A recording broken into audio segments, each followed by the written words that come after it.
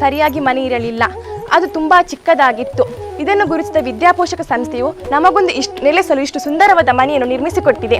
ಅದಕ್ಕೆ ನಾನು ಮತ್ತು ನನ್ನ ಮನೆಯವರು ಯಾವಾಗಲೂ ಚಿರಋಣಿಯಾಗಿರುತ್ತೇವೆ. ಹಸ್ತಾಂತರಿಸಿದಂಥ ಶ್ರೀಮತಿ ಪದ್ಮಾವತಿ ವೆಂಕಟರಾಯ್ ಪ್ರಭು ಹಾಗೂ ಅವರ ಪುತ್ರರಂತಹ ಗೋಕಲ್ನಾಥ್ ಪ್ರಭು ಹಾಗೂ ಅವರ ಕುಟುಂಬದವರಿಗೂ ನಾನು ವಂದನೆಗಳನ್ನು ತಿಳಿಸುತ್ತೇನೆ.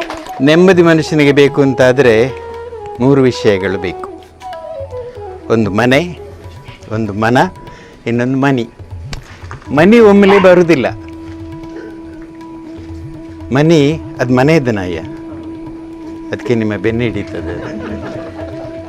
ಯಾಕಂದರೆ ಆ ಪ್ರಾಮಾಣಿಕತೆ ವಿಧೇಯತೆಯನ್ನು ನೀವು ಕಲ್ಪಿಸಿ ನೋಡಿ. ನೀವು ಅದೇ ರೀತಿ ನೀವು ಯಕ್ಷ ಅಥವಾ ಕಲಾರಂಗಕ್ಕೂ ಕೂಡ ಕೃತಜ್ಞತಾ ಭಾವ, ಕೃತಾರ್ಥತಾ ಭಾವ ಸದಾಕಾಲ ಇರಬೇಕಾದ್ರೆ ಬಡತನದ ಸ್ವಲ್ಪ ಅರಿವು ಬೇಕು. ನಾನು ಬಡತನದಲ್ಲೇ ಬೆಳೆದವ, ನನ್ನ ಕತೆ ನಾನು ಹಿಂದೆ ಹೇಳಿದ್ದೇನೆ, ಹಾಗಾಗಿ ಅದನ್ನು ನಾನು ಪುನಃ ಹೇಳಲಿಕ್ಕೆ ಇಚ್ಛೆ ಪಡೋದಿಲ್ಲ.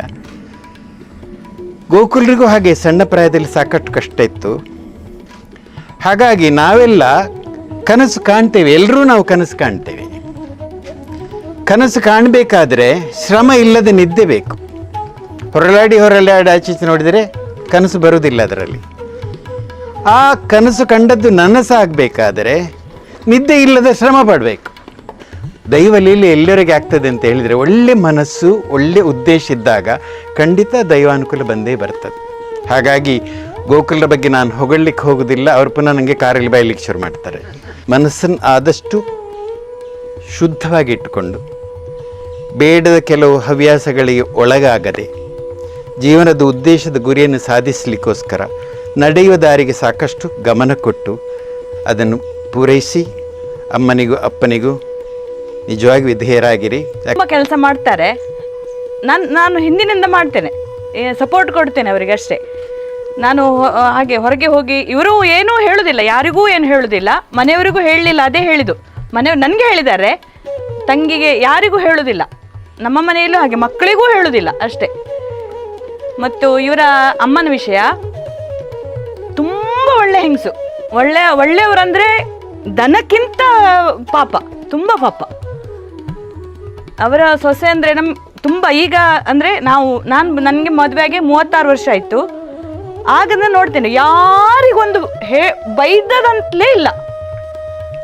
ಎಲ್ಲರೂ ಬೇಕು, ಯಾರು ಹೋದರೂ ಕರೆದು ಮಾತಾಡಿ ಅಂತವರು ಎಲ್ಲರೂ. ಈಗಲೂ ಹಾಗೆ ಎಲ್ಲರ ನೆನಪು ಶುರು ಮಾಡಿದರೆ ಎಲ್ಲರ ನೆನಪುಂಟು, ಎಲ್ಲರ ಮಕ್ಕಳ ನೆನಪುಂಟು. ಹಾಗೆ ಯಾರಿಗೊಂದು ಈಗಲೂ ಹಾಗೆ ಬೈದದಂತಿಲ್ಲ, ನೆಗಾಡುದೆ.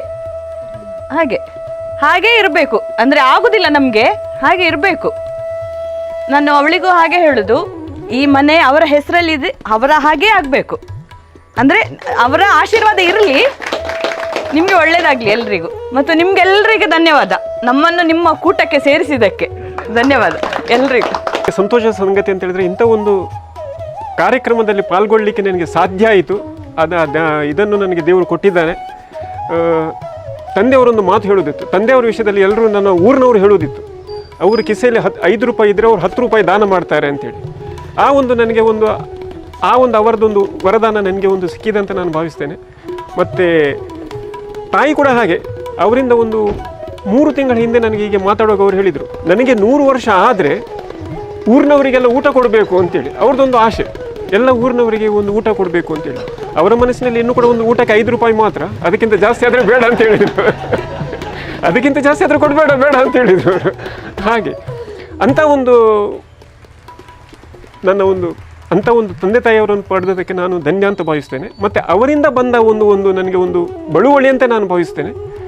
ಮತ್ತು ನಾನು ಮುರಳಿ ಕಡೆಕಾರವ್ರದ್ದು ಪರಿಚಯ ಹೇಗಾಯಿತು ಅಂತ ಹೇಳಿ ನಾನು ಅದನ್ನು ವಿವರಿಸ್ಲಿಕ್ಕೆ ಹೋಗೋದಿಲ್ಲ, ಅದು ಅವರು ಹೇಳಿದ್ದಾರೆ. ಮತ್ತು ನನಗೆ ಇದಿಲ್ಲ, ಮತ್ತು ಈ ಅವಕಾಶ ನನಗೆ ಕೊಟ್ಟದ್ದಕ್ಕೆ ನನ್ನಿಂದ ಏನಾಗ್ತದೆ ಸಮಾಜಕ್ಕೆ, ನನ್ನಿಂದ ಮಕ್ಕಳಿಗೆ ಏನಾಗ್ತದೆ ಅಂತೇಳಿದರೆ, ನಾನು ಆ ಕಷ್ಟದ ಪರಿಸ್ಥಿತಿಯಲ್ಲಿ ಬೆಳೆದವ, ನನಗೆ ಗೊತ್ತುಂಟು ಕಷ್ಟ ಅಂತ ಹೇಳಿದರೆ ಏನು ಅಂತೇಳಿ ಒಂದು ಸಣ್ಣ ಕಿರುಪರಿಚಯ ನನಗೆ ಕೂಡ ಉಂಟು. ಆದ್ದರಿಂದ ನನ್ನಿಂದ ಆದದಷ್ಟನ್ನು ಮಾಡಿಸುವಲ್ಲಿ ಈ ಯಕ್ಷಗಾನ ಕಲಾರಂಗದ ಪಾತ್ರ ಬಹಳ ದೊಡ್ಡದಿದೆ. ಅವರಿಂದಾಗಿ ನಾನು ಈ ಸಹಾಯ ಮಾಡೋ ಪರಿಸ್ಥಿತಿ ನನಗೆ ಒಂದು ಅವಕಾಶ ಸಿಕ್ಕಿದ್ದಕ್ಕೆ ನಾನು ಎಲ್ಲರಿಗೂ ಒಂದು ಧನ್ಯವಾದಗಳನ್ನು ಹೇಳಿ, ಈ ಅವಕಾಶ ಇನ್ನೂ ಕೂಡ ಮುಂದೆ ನನಗೆ ಸಿಗಲಿ, ಇದಕ್ಕಿಂತ ಜಾಸ್ತಿ ಸಹಾಯ ಮಾಡೋ ಒಂದು ಪರಿಸ್ಥಿತಿ ನನಗೆ ಬರಲಿ ಅಂತೇಳಿ ನಾನು ದೇವರ ಹತ್ರ ಪ್ರಾರ್ಥಿಸಿ ನಾನು 2 ಮಾತುಗಳನ್ನು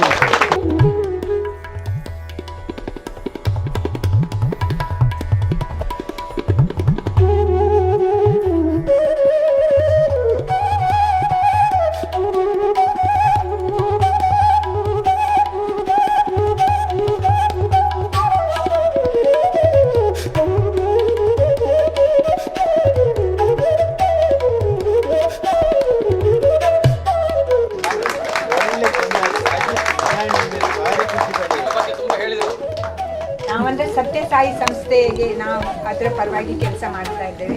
ಅಲ್ಲಿ ಸೇವೆಗೆ ಎಷ್ಟು ಒಂದು ಒತ್ತು ಕೊಡ್ತಾ ಇದ್ದಾರೆ ಅಂತ ಹೇಳಿದರೆ, ಆ ಸೇವೆ ಮಾಡೋದ್ರಿಂದ ಮನಸ್ಸಿಗೆ ಎಷ್ಟು ಆನಂದ ಸಿಗ್ತದೆ ಅಂತ ನನಗೆ ಸಂಪೂರ್ಣವಾಗಿ ಅರ್ಥ ಆಗಿದೆ.